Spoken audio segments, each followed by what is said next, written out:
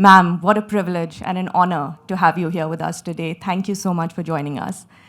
I do want to start by saying, I'm excited about this conversation, one, because it's close to my heart, but I'm also excited because we're having this conversation with Mrs. Irani. You have, I would say, I wouldn't go through your laurels, which everyone knows about, but I just... Please do. Okay, let's do that. I mean, if you're sitting in front of advertisers, that's the one thing we've learned. What Nina and Megha have done is very uniquely and very gracefully recounted their entire journey. And I think that is what women need to do. Keep telling people of your achievements, because that is the one thing you're always denied. Absolutely. So, I'm sure everyone has their takeaway of your journey, which is truly inspiring. I would say for me, I feel like it's an understatement to say ma'am has been a pioneer in so many ways. I feel like she's not charted a path, she's created her own roots as she's gone through her career in media, your career in politics. And there's so many firsts. You've literally set the benchmarks of so many firsts, the youngest cabinet minister. You were the first woman minister in so many of the portfolios, and you've done so many portfolios. And your career spanning media, decades of your time on screen, but you were also a writer into theater. There's so much. I just feel like there's so much that you have done across a spectrum of things. But I think what stood out is, you've been this ardent supporter of women across everything. You have challenged the norms. You have questioned the whys of how things happen. And you haven't been afraid to speak your mind, which just stands out. You're almost like the personification of courage and resilience, which I have seen in... I'm just another Indian female who doesn't know when to stop. There's nothing different about me or anybody else in the room. But you show up. I think what's fabulous is you show I up. think most of us show up. Yeah. The problem is when we show up, how many people see us? Most of us know how to speak. The problem is how many of us are actually heard. So women do not have a problem speaking, showing up, contributing. What we have a problem with is an acknowledgement of that contribution. There are many people who presume just because you're a woman, you're supposed to contribute. And there are none who actually speak about the fact that can we apply the same to any other gender. And that is why I insist. I had this conversation during my introduction off stage with Mr. Narayan. He said, well, she needs no introduction. I said, this always is done to women. When there are men who come on stage, there's lovely, verbose introductions. I would have loved to know the body of work that Megha has done, that Nina has done, which is not limited to, let's say, their contribution to the voice of change. And I think that we have incessantly, socially, never taught women to talk about their achievements, because that is then termed arrogance. That is then termed too ambitious. That is sometimes represented as this chit of a girl barely could do this one thing and she thinks no end of herself. I think many women in this room have that experience. So if you bring women onto stage, speak about their achievements, no matter how small, no matter how big. Make every achievement count, because behind every achievement of women particularly who do not belong to financially very generous backgrounds or socially have met with challenges, there is a huge, long struggle behind it. So every time they come on stage and you read out everything about them, that bolsters them, but it also gives an indication to other women that if she could do it, possibly I can. So I think one of the voices of reason in my head is keep talking about the women. And Nina and Megha's age group must have had it much tougher. They are the ones who dress themselves down so that they do not make people uncomfortable. The fact that Nina can actually smile and laugh about it means this was her reality.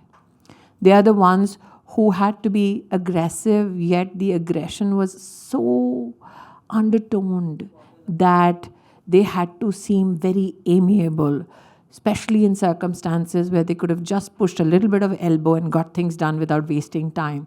So that generation, in fact, today, look across every spectrum of women and you will suddenly find that's the young ones who have no problems in dressing up the way they want to, in having that extra gloss on their lips. But there is a generation of women before us who just got things done by keeping their heads low. And I think those are the women and their journeys that needs to also be articulated and spoken of. These are the women who just blended in the background so that one day they could just survive and succeed. Yeah. No, and a round of applause for all the women. I feel like, they have paved the way for so many of us and embraced the challenges and, continue to pave the way for us. So huge round of applause and thank you for doing that. I do want to start by saying when I spoke to Mrs. Irani last week and I said, let's discuss on how this conversation is going to flow. She's like, Neha, jo puchna hai, puch lo. Let's go on stage and baat karte hain. I would say, ma'am, that is so refreshing. Because, a lot of times, I know I should be worried, I don't know, but I would say that is very refreshing because, in today's day and age, people are carefully curating their image by what, how they want to portray. And fairly enough, I think the world is not kind. It's understandable when people do that because that means that their experiences are not wide enough for them to manage challenges as the challenge suddenly springs up on them. It takes a whole generation of work for one to gain that kind of confidence that, okay, you reach a time in your professional journey where you think that no matter what comes at me, I'll deal with it. If I can't deal with it, whatever happens as a consequence, which may be negative to my work product, can also be dealt with. But that's because you've gone from the trenches all the way up. And you are prepared to go all the way down and then come back up again. So once you've reached that part, you don't need to curate anything about yourself. Yeah. Because you've been a part of the big bats, you know that the accolades are very limited. At that point in your life, it just doesn't matter. You know how to handle it. But you have to be smart enough to know that when you're on the upswing, you need to be that conscious about it. So because I've gone too many times. Yeah. And ma'am, what advice would you have for a lot of women who are trying to find Never their voice listen to and advice. speak the truth? What is your journey? What builds that confidence? I mean, one of my sweetest conversation with Mr. Narayan at least had a heart attack. But then he had this twinkle in his eye and he said, tell Mr. Swami. So R.K. Swami BBDO, in fact, rejected me as a struggling person to say you're a bad actor. Which is fine. It happens to many people who go and audition. And then I became a character called Tulsi on television. And then R.K. Swami called me. And then I charged them double. So Mr. Swami was graceful enough to say, very well done. You should have done that. So I think that it is important to recognize that circumstances may not allow for your talent to be appreciated at a particular given point of time. That should not make you doubt your talent. That should not in any way muddy the waters of your engagement with that organization or that individual at that point of time. There are many people who would rather invest in winners.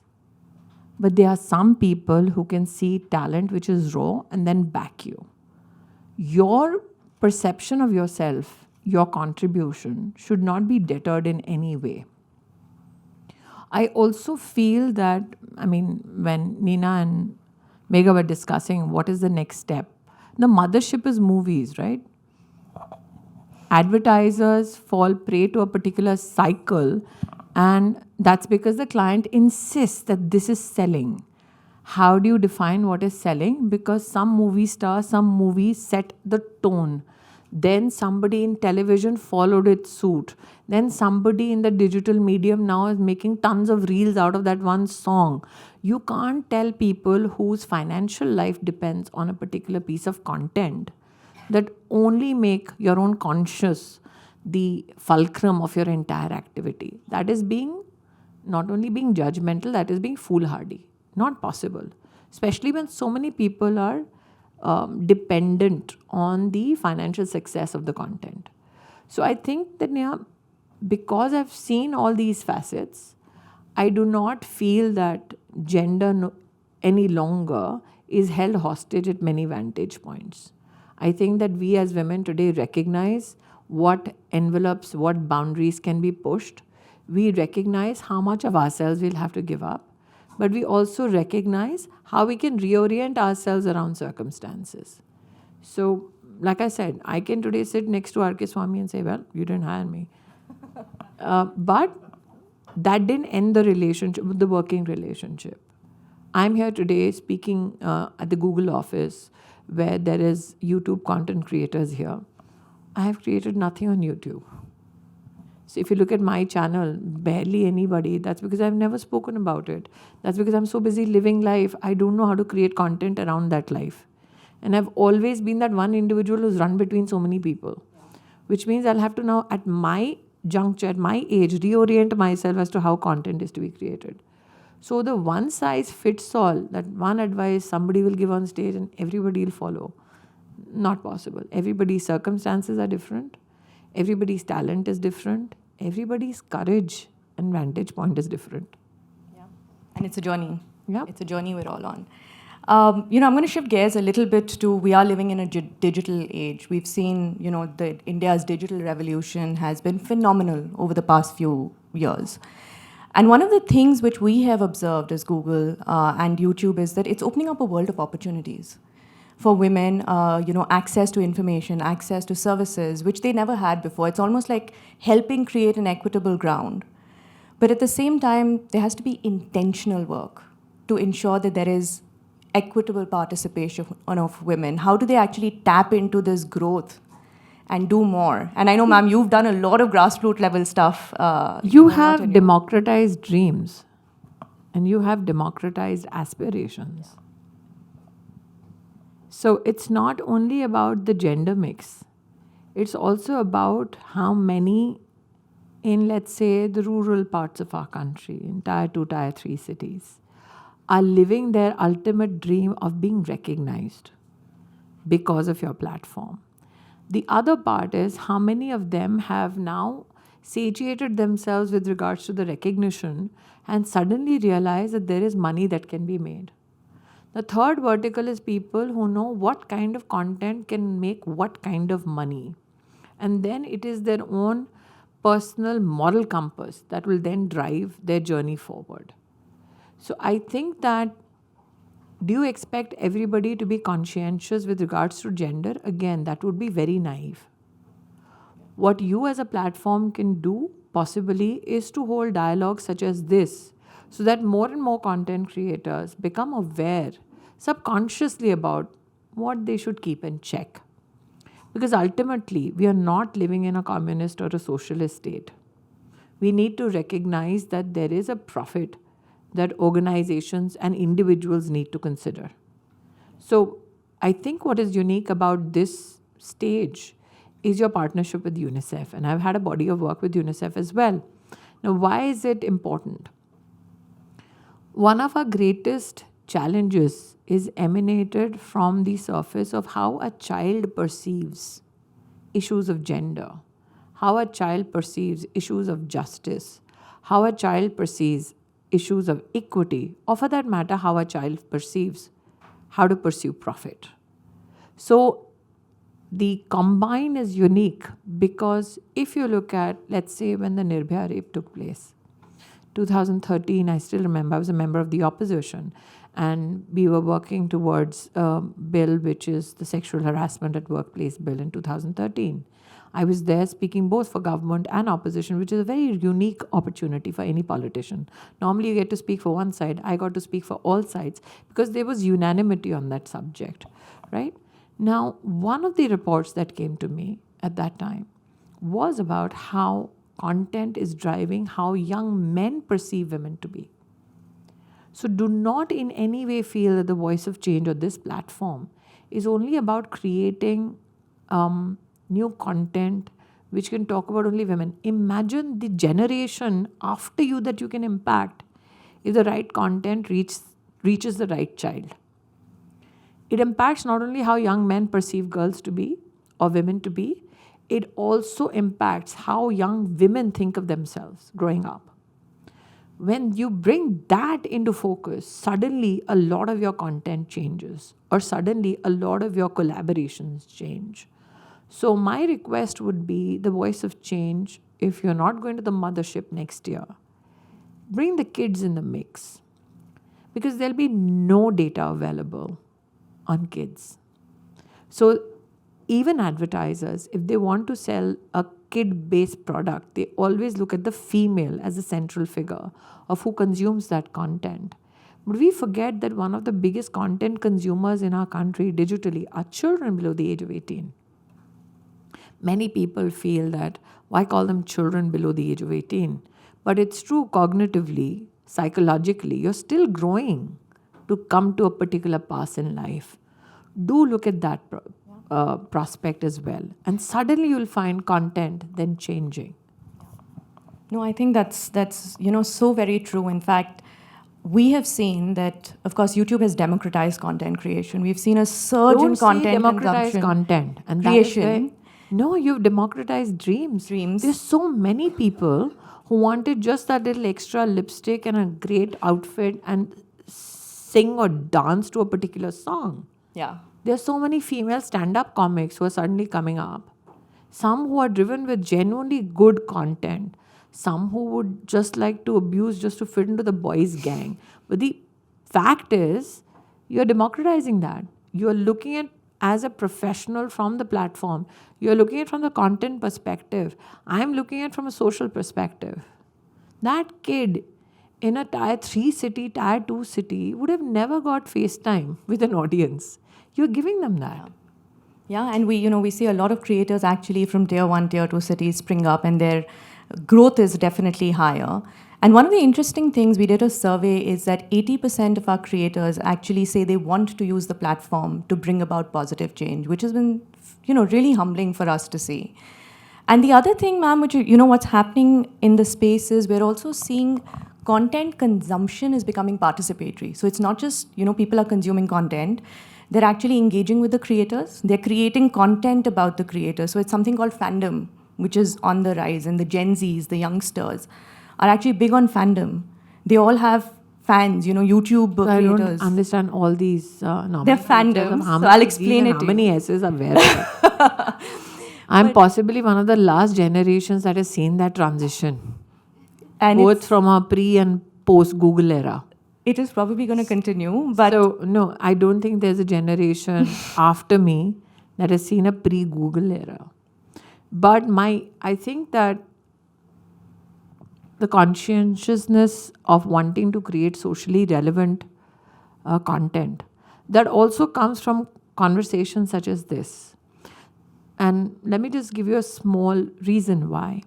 How many people would have been in this room at the Google main office if not for the voice of change?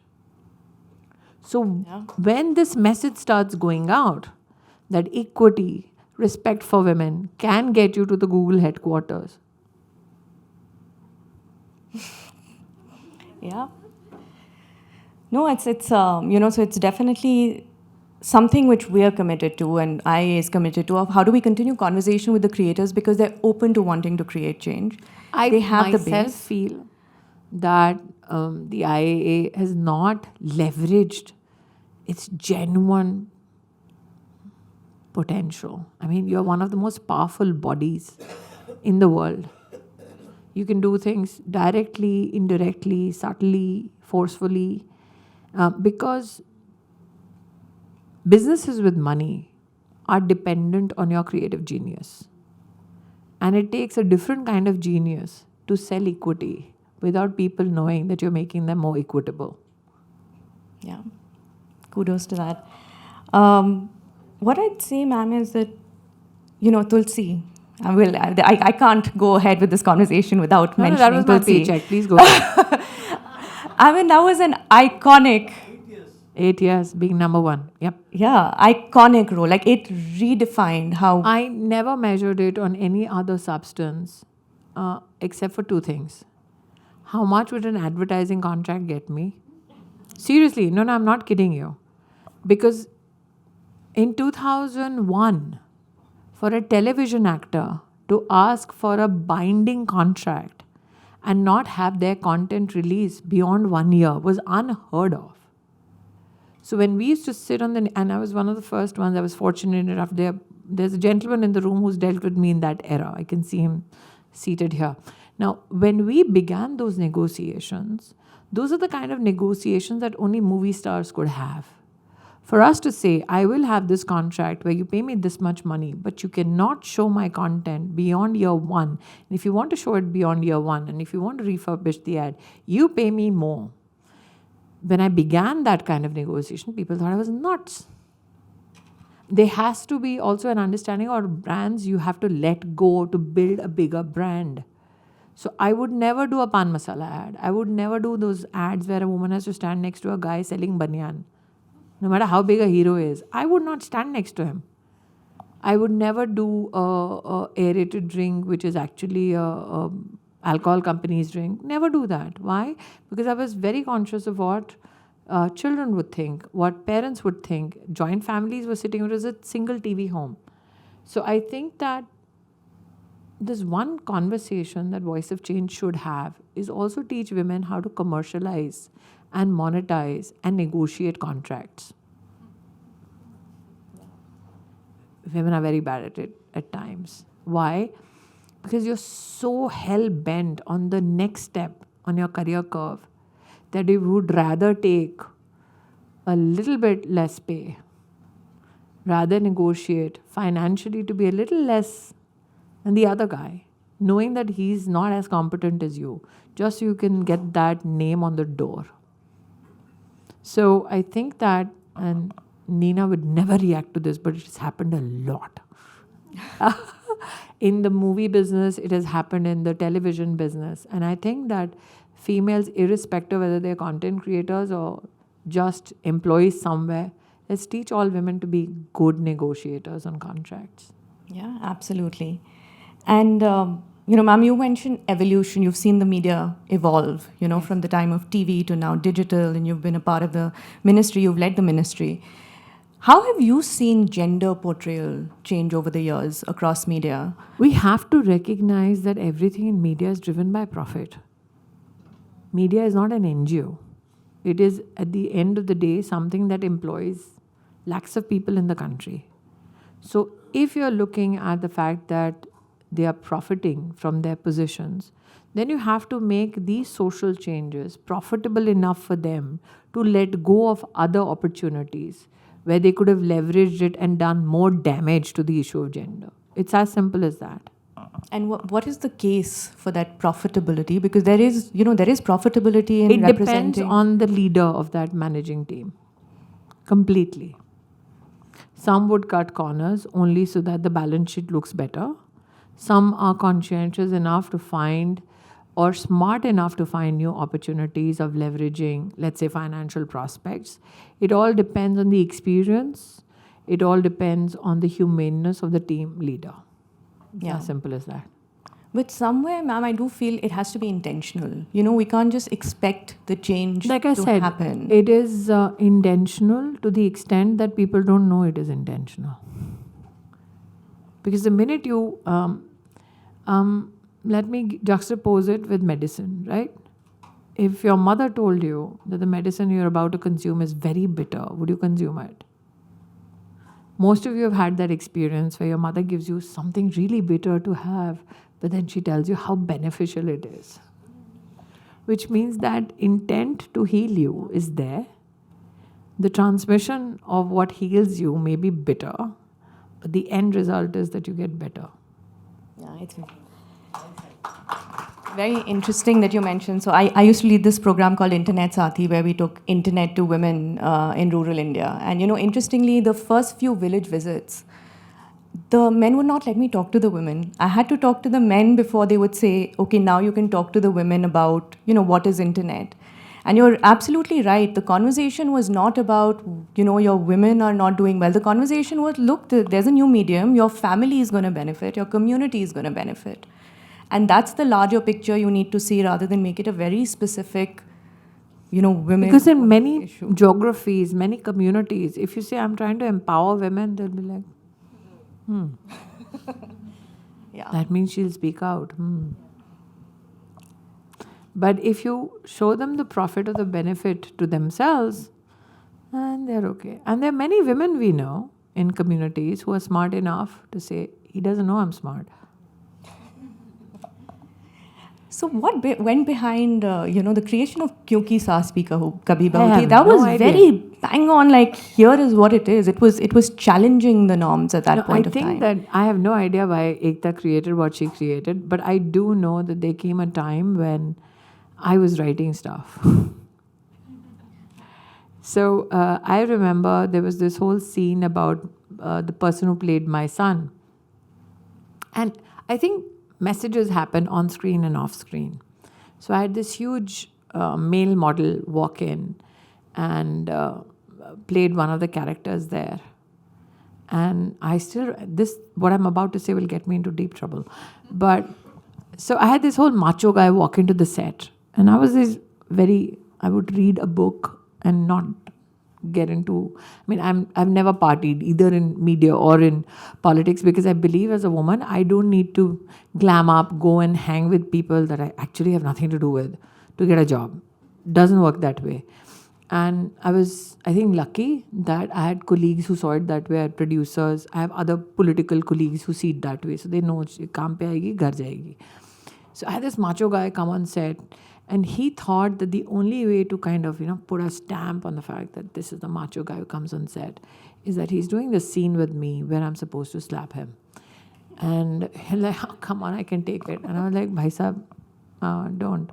And he just kept insisting.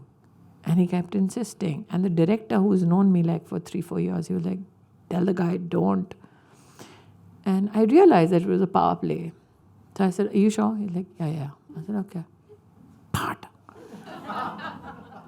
And then the guy, very well-known person, he just looked at me. I said, oh, I think we messed up. Should we shoot again?